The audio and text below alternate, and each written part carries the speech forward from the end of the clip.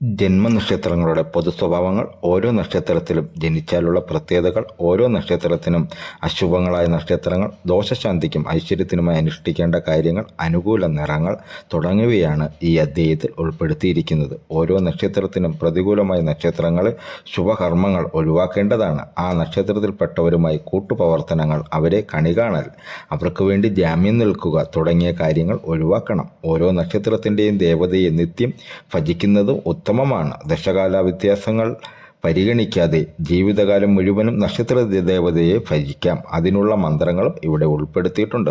നക്ഷത്രമൃഗം, പക്ഷി, വൃക്ഷം, ഗണം, ഭൂതം തുടങ്ങിയവയും പ്രത്യേകം കൊടുത്തിട്ടുണ്ട്.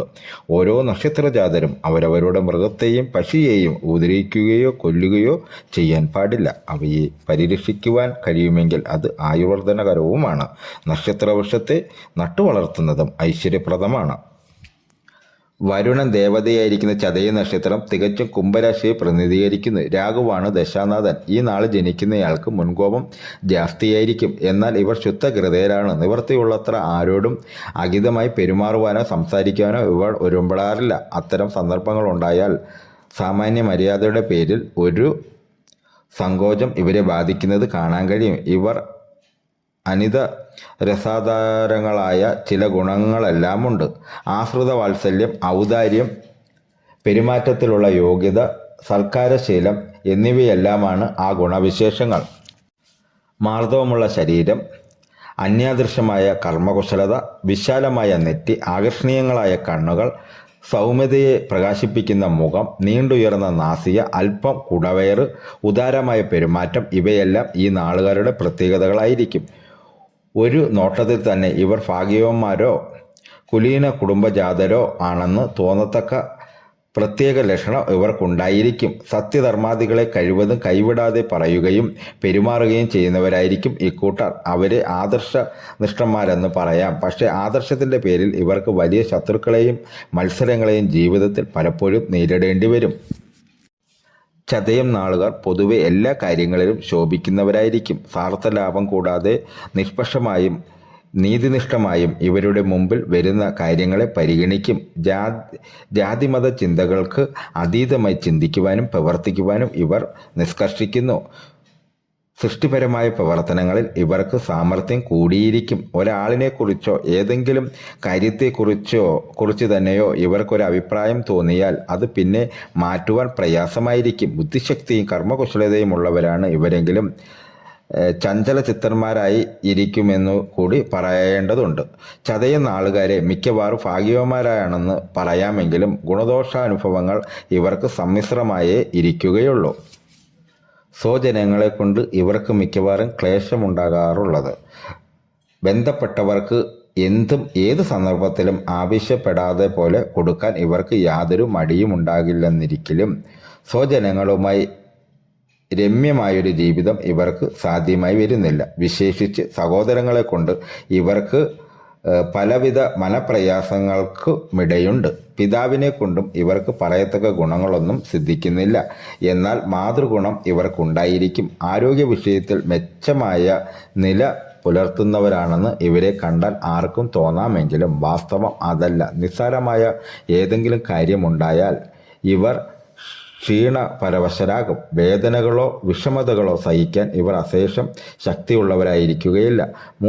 മൂത്രാശയ രോഗങ്ങൾ, ശ്വാസകോശ സംബന്ധമായ ഉപദ്രവങ്ങൾ, പ്രമേഹം തുടങ്ങിയ രോഗങ്ങളായിരിക്കും ഇവരെ കീഴ്പ്പെടുത്തുന്നത്. അതുകൊണ്ട് ദിനചര്യകളിലും മറ്റും ഇവർ വളരെ സൂക്ഷിക്കേണ്ടതുണ്ട്. ലൈംഗികമായ ആസക്തിയും വികാരങ്ങളും ഈ നക്ഷത്രക്കാരെ സംബന്ധിച്ചിടത്തോളം കൂടിയിരിക്കും. തന്നിമിത്തം സാമൂഹിക ജീവിതത്തിൽ അവർ അത്രയൊന്നും മെച്ചപ്പെട്ടവരായിരിക്കുകയില്ല. എങ്കിലും തങ്ങളുടെ അഭിമാനത്തിൻ്റെയും അന്തസ്സിൻ്റെയും നിലയ്ക്ക് ഹാനി കൂടാതെ അവയിലെല്ലാം സൂക്ഷ്മത പുലർത്തുവാൻ ഇവർക്ക് കഴിയും. ഇവരുടെ രഹസ്യങ്ങൾ വളരെ ബുദ്ധിപൂർവമായും കരുതലോടു കൂടിയതുമായിരിക്കും. അതുകൊണ്ട് മറ്റാർക്കും അവയെക്കുറിച്ച് ഗ്രഹിക്കുവാൻ കഴിയുന്നതല്ല. ദാമ്പത്യ ജീവിതത്തിൽ ഇവർ അത്ര സംതൃപ്തരായി കാണുന്നില്ല. ശനി വാഴന്മാർ ഇവരുടെ ജാതകത്തിൽ പരസ്പരം ത്രികോണത്തിൽ നിന്നാൽ വിവാഹം കഴിക്കാതിരിക്കാൻ സാധ്യതയുണ്ട്. ജാതകങ്ങളിൽ ഇത്തരം കുഴപ്പങ്ങളില്ലാത്ത ചതയം നാളുകാർ നേരത്തെ തന്നെ വിവാഹത്തിൽ ഏർപ്പെട്ട് സ്വസ്ഥമായ കുടുംബജീവിതം അനുഭവിക്കാറുണ്ട്. ഇവരുടെ ഭാര്യമാർ ഐശ്വര്യവതികളും ഭരണശേഷിയുള്ളവരുമായിരിക്കും. ഇത്തരത്തിലാണെങ്കിലും ചതയം നാളുകാരുടെ കുടുംബജീവിതത്തിൽ ഏതോ ഒരു കുറവ് കണ്ടുവരുന്നു എന്നുള്ളതാണ് വാസ്തവം. എന്നാൽ അത് മറ്റുള്ളവർക്കൊന്നും മനസ്സിലാക്കുവാൻ കഴിയുന്നതുമല്ല. ഏതാണ്ട് 34 വയസ്സ് വരെ ഇവർക്ക് പറയത്തക്ക പുരോഗതിയോ നേട്ടമോ സിദ്ധിക്കുന്നില്ല. അതിനുശേഷം ഇവർ പ്രവർത്തിക്കുന്ന ഓരോ രംഗങ്ങളിലും വിജയം കൈവരിക്കാനാവും. ചതയം നക്ഷത്രത്തിൻ്റെ ദശാനാഥൻ രാഹുവാണല്ലോ. സാമാന്യേന 9 വയസ്സ് വരെ രാഹു, തുടർന്ന് വ്യാഴം, ശനി, ബുധൻ, കേതു, ശുക്രൻ. ഈ ക്രമത്തിൽ 88 വയസ്സുകൊണ്ട് ശുക്രദശ തീരുന്നു എന്ന് കണക്കാക്കാം. പ്രതികൂല നക്ഷത്രങ്ങൾ: ഉത്തിരട്ടാതി, അശ്വതി, കാർത്തിക, ഉത്രം, അത്തം, ചിത്തിര. അനുഷ്ഠിക്കേണ്ട കാര്യങ്ങൾ: ശനി, കേതു, സൂര്യൻ എന്നീ ദശകളിൽ ഇവർ ദോഷപരിഹാര കർമ്മങ്ങൾ അനുഷ്ഠിക്കേണ്ടതാണ്. ചതയം, തിരുവാതിര, ചോതി നക്ഷത്രങ്ങൾ ക്ഷേത്ര ദർശനത്തിനും മറ്റു പൂജാതി കാര്യങ്ങൾക്കും ഉത്തമം. നക്ഷത്രാധിപനായ രാഹുവിനെ പ്രീതിപ്പെടുത്തുന്ന കർമ്മങ്ങൾ ഇവർ പതിവായി അനുഷ്ഠിക്കേണ്ടതാണ്. സർപ്പക്ഷേത്രങ്ങളിൽ ദർശനം നടത്തുക, കുടുംബത്തിലെ സർപ്പക്കാവുകൾ പരിരക്ഷിക്കുക, അവിടെ കടമ്പുപുഷ്പം വെച്ചുപിടിപ്പിക്കുക തുടങ്ങിയവയൊക്കെ ദോഷപരിഹാര കർമ്മങ്ങളാണ്. ചതയം നാളിൽ രാഹുപൂജ നടത്തുന്നതും ഉത്തമ. രാശാധിപനായ ശനിയെയും ഇതുപോലെ പ്രീതിപ്പെടുത്തേണ്ടതാണ്.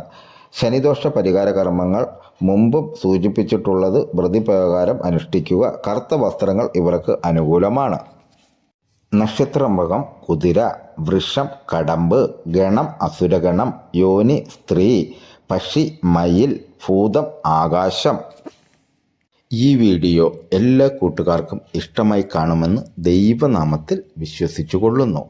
ഈ വീഡിയോ ആദ്യമായിട്ടാണ് കൂട്ടുകാർ കാണുന്നതെങ്കിൽ ഈ വീഡിയോ സബ്സ്ക്രൈബ് ചെയ്യണം, ലൈക്ക് ചെയ്യണം, കമൻറ്റ് ചെയ്യണം, ഷെയർ ചെയ്യണം. ഈ വീഡിയോ എല്ലാവർക്കും ഇഷ്ടമായിട്ടുണ്ടെങ്കിൽ ഇതിൻ്റെ അഭിപ്രായങ്ങൾ കമൻറ്റായി രേഖപ്പെടുത്തണമെന്ന് വിനയത്തിൻ്റെ ഭാഷയിൽ അഭ്യർത്ഥിച്ചു കൊള്ളുന്നു.